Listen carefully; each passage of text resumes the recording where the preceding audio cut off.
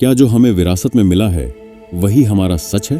हम सब एक ढक्कन के अंदर बंद हैं, लेकिन कभी सोचा है कि शायद वो ढक्कन खुला हो, बस उड़ने की देरी है। आईआईटी वाले बाबा अभय सिंह एक ऐसी सोच लेकर आए हैं जो हमारे कर्मों, परंपराओं और सच को नए नजरिए से देखने पर मजबूर कर देगी।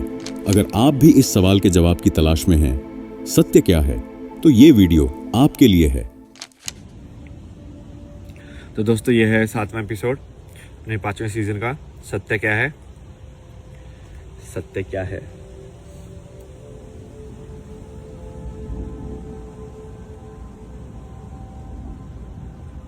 देखो, सत्य क्या है, इसका जवाब तो एक्चुअली कोई नहीं दे सकता है, क्योंकि इसका जवाब शब्दों में हो ही नहीं सकता है।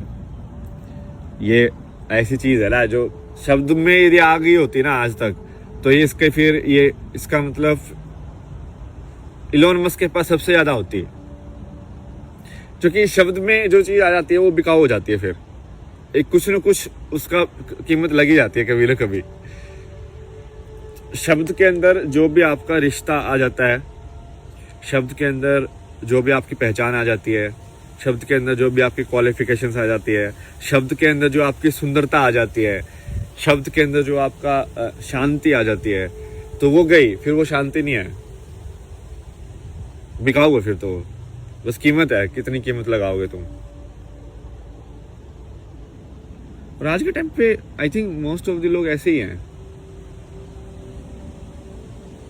लाइक लड़कियां भी आई थिंक जब लड़का ढूंढती होंगी तो वो यही ढूंढती होंगी कि पैसे वाला होना चाहिए। तो उनको भी मतलब नहीं है, उनको भी सिर्फ पैसे से मतलब है। मतलब खरीदा जा सकता है उनको ना, समझ रहे हो कि अब एक इंसान इस लाइक वो पैसे जिसने कमा लिया है, तो अब उसको बहुत ऐसी सुंदर वैसे वाली लड़की मिल जाएगी, क्योंकि वो उसको खरीद लेगा, उसके पास पैसा है। तो इनडायरेक्टली वो अपनी सच से, अपने आप से थोड़ी ना वो शादी कर रही है। वो लड़की उसके पैसे से शादी कर रही है और वो उसको खरीद रहा है। बेसिकली वो उसको ऑब्जेक्ट मानेगा पूरे टाइम। अब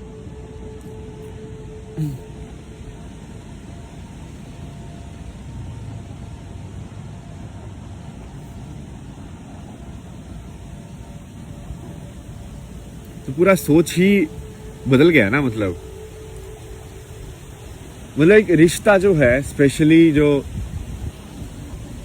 ये जो बोला गया है सीताराम या कृष्ण, राधा कृष्ण और ये सब का, उनका रिश्ता क्या है? उनका रिश्ता ये थोड़ी है कि उसके पास पैसा है।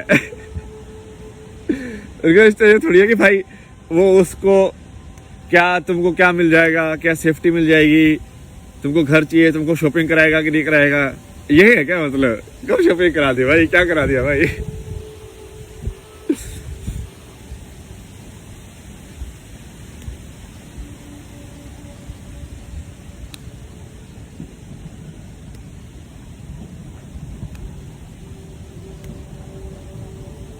या फिर तुम्हारी इच्छाओं को पकड़ ले वो कि तुम, हाँ भाई, जैसे दूसरे का होता है ना कि कोई एनआरआई है तो उसको भाई अलग उससे वो मिलता है प्रेफरेंस, क्योंकि बहुत सारी लड़कियों को आना होता है यहाँ पे, या लड़कों को आना होता है, एक ही बात है। सो मान लो एनआरआई लड़की है तो मान लो लड़कों को आना होगा, तो वो लड़का भी अलग सही है भाई, बाहर देश में तो जाएंगे।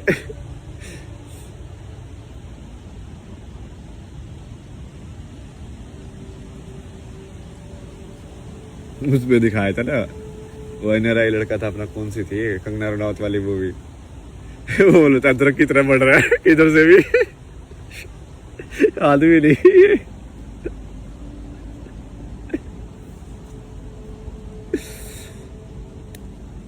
चलो सीरियस बातें करते हैं आज आपको थोड़ा कुछ सिखाना है। तो एक टर्म होती है इंग्लिश के अंदर कि जनरेशनल पैटर्न्स, ठीक है?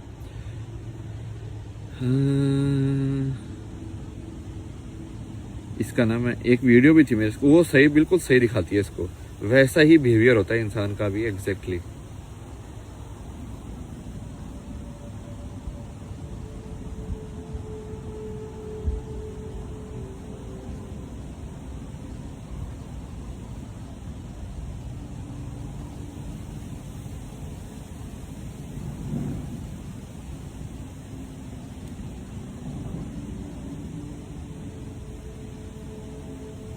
तो ना पहले ये देखो, ये वाला, ठीक है?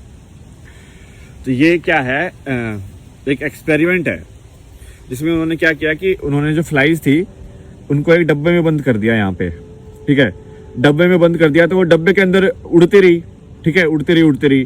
थोड़े टाइम के बाद क्या किया उन्होंने, इसके ढक्कन को हटा दिया, ठीक है।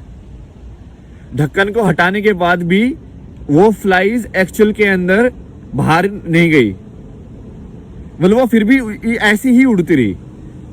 उनको ऐसे लगा कि अभी भी ये यही दीवार है, मतलब यदि तुम एक्चुअली डब्बे को भी हटा दोगे ना किसी तरीके से बिना कोई लाइक ज्यादा एनर्जी डिस्टरबेंस किए, तो तुमको ऐसे लगेगा कि वो हवा में सिर्फ इसी एरिया के अंदर ही घूम रही हैं। वो इसी एरिया के अंदर क्यों घूम रही है? क्योंकि उनको अब ऐसा लगता है जैसे कि अब पहले क्या हुआ, एक जनरेशन हुई होगी फ्लाइज की, वो मम्मी फ्लाइज मान लो, तो मम्मी फ्लाइज ने बोला, सोचा होगा कि उनको पहले बंद किया होगा, उनको याद होगा कि हम बाहर भी दुनिया है, ठीक है, बट अब उनको बंद कर दिया तो उन्होंने कोशिश की होगी थोड़ा टक्कर वक्कर मारने की, भाई हाँ ठीक है खोलो क्या है बाहर जाना है हमें, या दीवारों को भी टक्कर मारी होगी, बट फिर उनको लगा होगा कि नहीं इतना ही है, नहीं अब वो चली गई है, वो हो नहीं सकता, ठीक है, तो वो हो नहीं सकता, तो इन्होंने मान लिया, तो अब वो अंदर ही उड़ने लगे। अब उनके जो बच्चे पैदा हुए उन्होंने उनको भी यही सिखाया कि ये हो नहीं सकता, ठीक है। अब वो जो बच्चे थे उनको तो ये भी नहीं पता था कि बाहर हो भी सकता है, समझ रहे हो, तो उनको तो सीधा यही पता चला कि हाँ ये तो हो ही नहीं सकता। तो अब उनके बच्चों के लिए तो बाहर है ही नहीं, मतलब इसलिए कि उनका दिमाग में ही बैरियर बन गया कि ये है ही नहीं, मतलब। तो अब यदि तुम डब्बा हटा दोगे, ढक्कन भी हटा दोगे, तो भी वो ऐसे ही उड़ते रहेंगे, टक टक टक। इसको ही इंग्लिश में बोलते हैं कंडीशनिंग। कंडीशनिंग मतलब कि आपके दिमाग को कैसे ढाला जा सकता है, जैसे कुम्हार मिट्टी को ढालता है ना, वैसे ही कि आपके दिमाग को भी कैसे ढाला जा सकता है कि वही बच्चा यदि उसको कोई अमेरिकन गोद में ले ले तो वो इंग्लिश बोलना सीख जाता है, और वही बच्चा यदि कोई मान लो हरियाणा में गोद में ले ले तो वो हरियाणवी बोलना सीखता है। ऐसे कैसे होता है? वो ढालना है, आप ढाल रहे हो उसको, जैसे आप उसको ढालोगे तो वो ढालना सिर्फ भाषा का नहीं होता है कि वो भाषा सीख रहा है, वो आपके बाकी चीजें भी सीख रहा है, वो आपका एनर्जी भी एब्जॉर्व कर रहा है, आपकी ऊर्जा भी देख रहा है वो। यदि बच्चे के आसपास यदि, इसलिए तो बोलते हैं कि अच्छी ऊर्जा बना के रखनी चाहिए, क्योंकि वो ऊर्जा देखता है, उसको आंखें तो नहीं है, उसके कान में इतना सुनने का उसको मतलब तो समझ में नहीं आता है, उसको तो सिर्फ वाइब्रेशन सुनाई दे रही है। तो यदि शोर शराबा या इस सब के बच्चा पैदा होगा तो वो उसके अंदर भी शोर शराबा ही होगा, मतलब उसकी एनर्जी भी वैसे ही घूम रही होगी ना भाई, उसको तो ऐसे लगेगा यही रियलिटी है। तो इसको बोलते हैं, और इसको साइकोलॉजी के अंदर आजकल एक टर्म आती है, साइकोलॉजी और स्पिरिचुअलिटी के बीच में, जनरेशनल पैटर्न्स ऑफ ट्रॉमा। कि जनरेशन पैटर्न्स ऑफ ट्रॉमा क्या होते हैं कि तुमको गुस्सा आता है जो कि तुम्हारे पापा को गुस्सा आता था, तुम्हारे पापा को इसलिए गुस्सा आता है जो कि उनकी मम्मी को गुस्सा आता था, उनकी मम्मी को गुस्सा इसलिए आता है क्योंकि उनके पापा को गुस्सा आता था। तो बेसिकली ये ट्रांसफर हो रहा है हर जनरेशन में गुस्सा, या ऐसे ही प्यार भी ट्रांसफर होगा कि जैसे ये तो देखा भी जा सकता है ना, तुम देखो ये पूरा जो जिनको एशियन कंट्रीज बोलते हैं, वैसे ये तो एशियन, अपन भी एशियन ही है, इंडिया भी, पता नहीं इंडिया को क्यों नहीं काउंट करते भाई, या तो इंडिया नहीं चाहता होगा, क्या पता, जो भी है। तो जैसे ये जो कंट्रीज है, कोरियन, जापानीज, यहाँ के लोग अभी भी बहुत ज्यादा पीसफुल है यार, मतलब तुम उनका रहन सहन देखना, मतलब एक छोटे से कमरे के अंदर एक बेड को ऐसे नीट एंड क्लीन इतना अच्छे से लगाएंगे, सारा सवाल भी ऐसे होगा, तुम देख नहीं रहे हो क्या उनके अंदर एक वो बुद्ध का अभी भी वो है, एक चीज, एक वाइब्रेशन है उनके अंदर, वो चलने का उनका स्टाइल बिल्कुल आराम आराम से, क्योंकि जब किसी कल्चर पे वो चीज पेनिट्रेट कर जाती है ना तो वो रह जाती है। जैसे इंडिया के अंदर ये सब वाइब्रेशन जो है ना पुराने उनकी हैं अभी भी, शिव की, कृष्ण की वाइब्रेशन देखो अभी भी है, बहुत ज्यादा है कृष्ण की वाइब्रेशन, मतलब लोगों ने बहुत उल्लू बनाया, पैसे कमाने की कोशिश भी की है कृष्ण का नाम लेके, बट उसका सही में वाइब्रेशन मतलब कि उसका कैरेक्टर जैसे बुद्ध का है, वो बुद्ध का कैरेक्टर ही तो है कि वो आराम से रहना है, ऐसे लाइक जैसे तुम इनका मेडिटेशन की वीडियो देखता हो तो कितना आराम से बोलते हैं ये लोग, ऐसे बोलते हैं, हम आपके लिए बोलेंगे क्योंकि मैं बोल रहा हूँ, मतलब ये क्योंकि क्या करते हैं ना, माइंडफुल अवेयरनेस रखते हैं, तो ये शब्द के बीच बीच में भी गैप दे दे के कि हाँ मैं ही बोल रहा हूँ, मैं ही बोल रहा हूँ, लाइक बीच बीच में वो मेडिटेशन कर रहे हो, मतलब ये समझ रहे हो, बोलने के साथ साथ।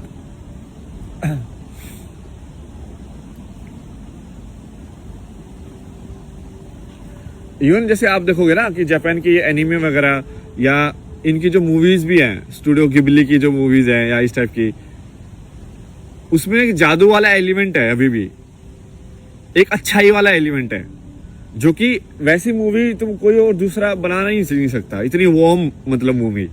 इनकी मूवीज में यही खासियत है ना कि वो मतलब दिल को पूरा ऐसे वार्म कर देते हैं कि लाइक विलेन ज्यादा नहीं होते उनकी मूवीज में ना, मतलब इट्स लाइक आर्बिट कुछ बोल रहा होता है। लेकिन बिना विलेन के भी कहानी खेली जा सकती है। ये आज के टाइम में क्या होगा ना, ड्युअलिटी के मॉडल में कि भाई तुमको अब बुरे इंसान चाहिए अच्छाई दिखाने के लिए, तो वो बुरे इंसान जानबूझ के बुरे बन रहे हैं लोग, मतलब नहीं चाहिए भाई, बुरों की कोई जरूरत नहीं है अच्छाई के लिए। तो ये मेन चीज तो यही थी, और इसके ऊपर और भी मैं एग्जांपल देता हूँ।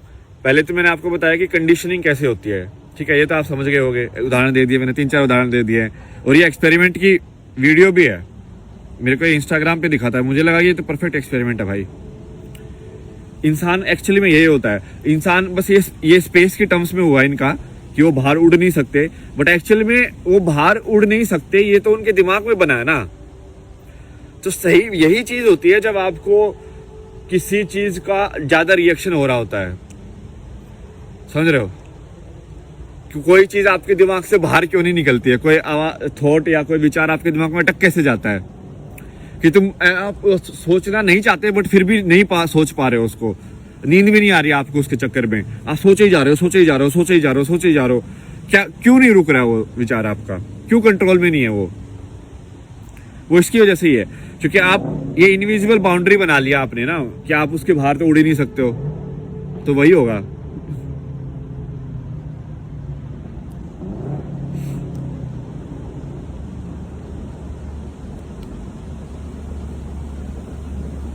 और ये थोड़ा एक्चुअल में ऐसा है नहीं है, मतलब थोड़ा और डीपर है कॉन्सेप्ट, बट कर्म का कॉन्सेप्ट थोड़ा सा ऐसा ही है। कर्म का कॉन्सेप्ट है कि बेसिकली जैसे इनके जो फ्लाइज के बच्चे पैदा हुए, अब उनको वो उतनी ही नॉलेज मिली कि इसके बाहर नहीं जा सकते। अब सोचो कोई फ्लाई जो बाहर जाने की कोशिश कभी करेगा, हो सकता कोई पागल हो जाए फ्लाई, ठीक है, कि ऐसे ही बाहर चला जाए, लाइक नहीं कोई उसको रोकेंगे, उसके दोस्त लोग लाइक भाई वहां मत जा भाई, भला किया है, वहां पे बाहर नहीं जा सकते, नहीं टक्कर मार के तेरा ही सिर फूटेगा। वो बोला कि नहीं मेरे को फर्क नहीं पड़ता, और वो कोशिश कर लेता है, ठीक है। इनमें से एक मक्खी कोशिश कर लेती है कि भाई मैं तुक्का मार के देख लेता हूँ, और क्या पता वो बाहर चला जाए, तो दूसरे वाले क्या सोचेंगे, वो भैंस की टांगे तो गायब हो गया। मतलब तुम फ्लाइज के पर्सपेक्टिव से देखो, ऐसे ही ना जिंदगी को यदि दूसरे के पर्सपेक्टिव से देखना सीखोगे ना, तब आपके अंदर ह्यूमिलिटी भी आएगी और समझ भी आएगी। जैसे कल है ना, मैं एक वो बड़ा सा कुत्ता था ना, जो एक वीडियो में भी आया था, लाइक जो पहाड़ी कुत्ता होता है ना, अपने पहाड़ों में भी होता है, बहुत बड़ा सा, लाइक घना इतना मोटा फर होता है उसका, वो काला।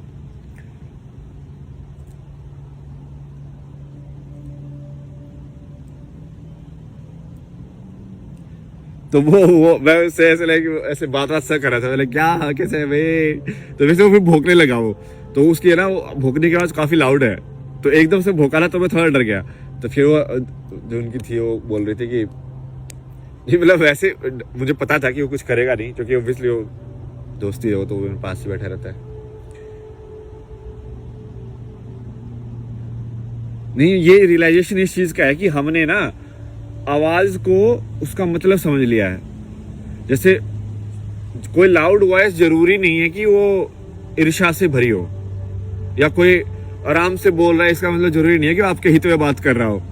भाई मैनिपुलेटर बहुत है दुनिया में, ठीक है, मैं आराम से भी बोल सकता हूँ ऐसे आपके सामने अभी, हाँ बच्चा आपके लिए सब सुख होगा, भला होगा, ऐसे ही है दुनिया में, तो तुमको सुला दो बेसिकली आराम से।